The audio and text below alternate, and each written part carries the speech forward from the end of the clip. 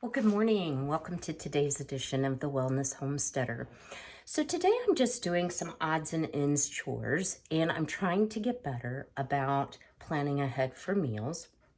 So I was going to make some cornbread this morning. So if you saw my Monday video, I'm actually doing this all on the same day. So in my oven is all of my cast iron that I am conditioning with grapeseed oil and baking that in to make more of a non-stick finish.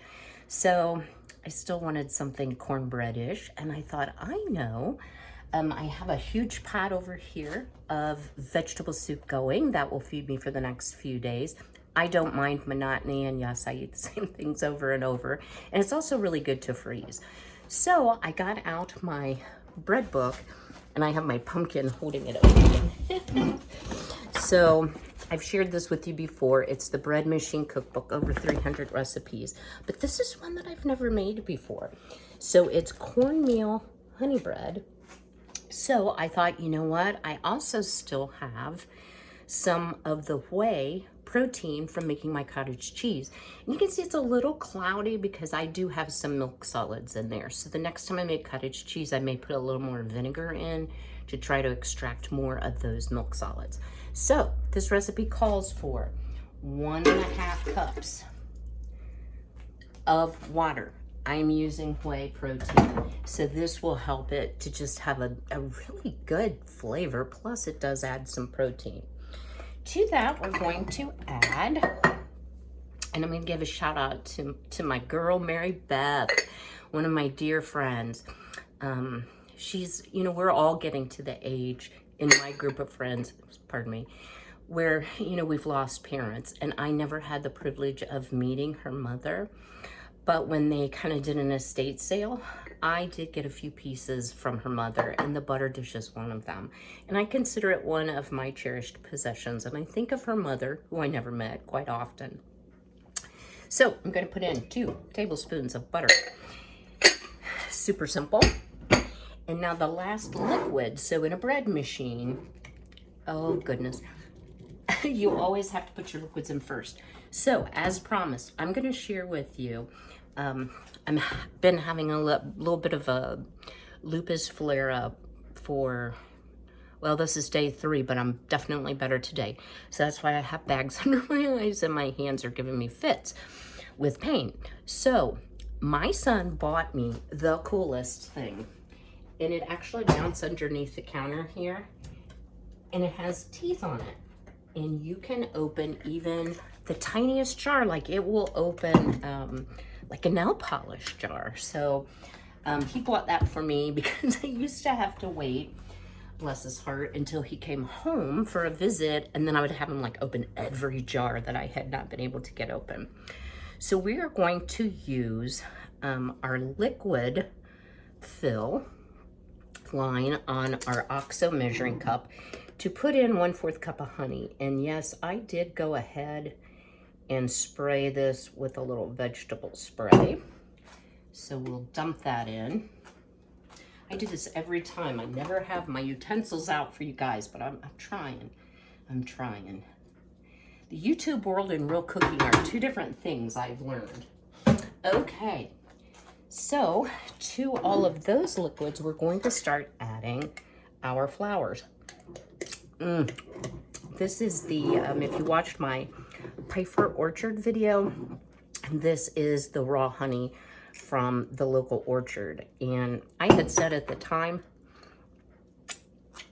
that I did not have a lot of allergies, but I have to tell you, this year has been terrible here for ragweed, and I had a lot of gardening and a lot of yard work, so I'm sure you've noticed I've been congested in a lot of my videos, so I guess I have allergies, although I didn't want to claim having that. Okay, so now we're going to add 3.5 cups of bread flour. So this is my 2-gallon canister, and I have to tell you guys, I cannot believe the price gouging that is going on right now. It just makes me so angry. So my local Walmart had these. They had 2 of them. One of them obviously had been returned, so it wasn't packaged well. So I did not want to purchase that one, so I just purchased the one that they had. Well, let me tell you, they no longer are stocking it. Even if you go out on the Anchor Hawking website, it is so pricey. And it's so pricey on Amazon. So I'm glad I have 1 2-gallon. Bread flour is something I use a ton of. So this holds about 10 pounds of bread flour. So I guess I need to be grateful that I got the 1. Okay, so we put in 3, we'll put in our half. All right, let me put my scoop back and try to scooch this back and give myself a little bit of room. The next thing I'm going to add is our 1/2 cup of yellow cornmeal.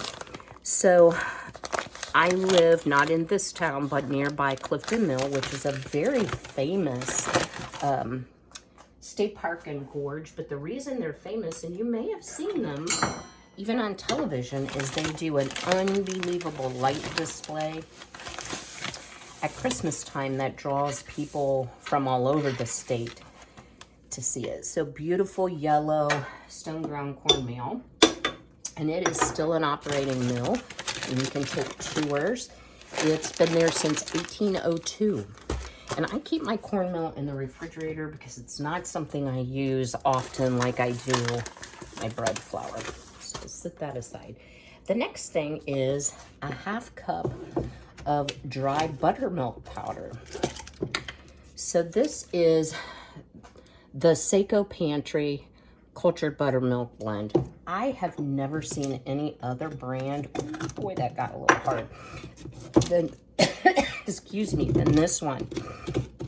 So, you know, actually, let me work on this and I'll bring you right back. All right, well, I ended up having to sift that buttermilk powder. I had no idea that it would actually get hard like that. So we'll put that on the grocery list for our next shopping trip. So the next thing we're gonna add is some Anthony's Vital Wheat Gluten. So what this does is it adds gluten, obviously, to your bread, so it helps it to rise better. And I'm making a 2-pound loaf, so sometimes my loaves end up out pushing up against the door of the bread machine.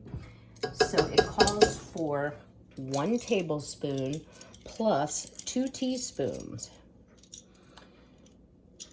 So let me get that. And I purchased mine on Amazon. I've not seen it in my local Walmart, but I'm sure most grocery stores probably have that. So the next ingredient is 1.5 teaspoons of salt. And you do want to put salt in your bread as it's called for, because if you don't, your bread does not rise properly.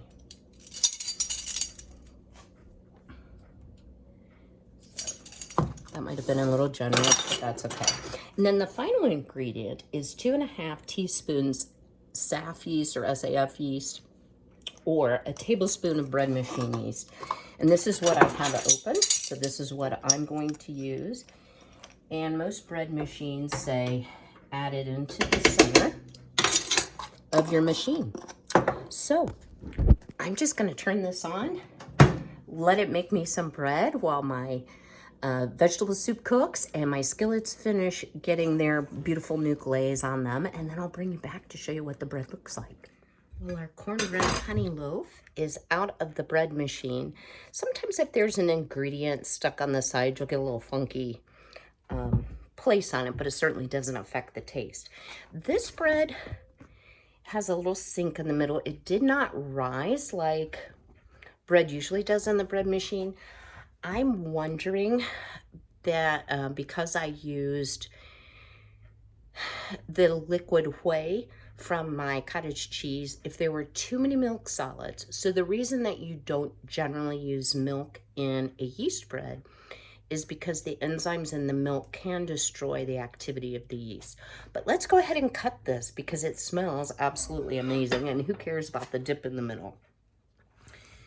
Oh, it's nice and tender, that much I can tell you, and it's really too warm to cut, but it's lunchtime and I'm gonna eat. Oh, wow. So really beautiful crumb on the bread. Let me give it a small taste.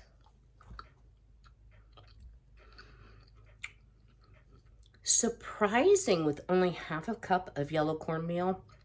It definitely has that corn taste and that little bit of sweetness from the honey. So I hope you've enjoyed this video. Be healthy, be well, be blessed, and have a wonderful day.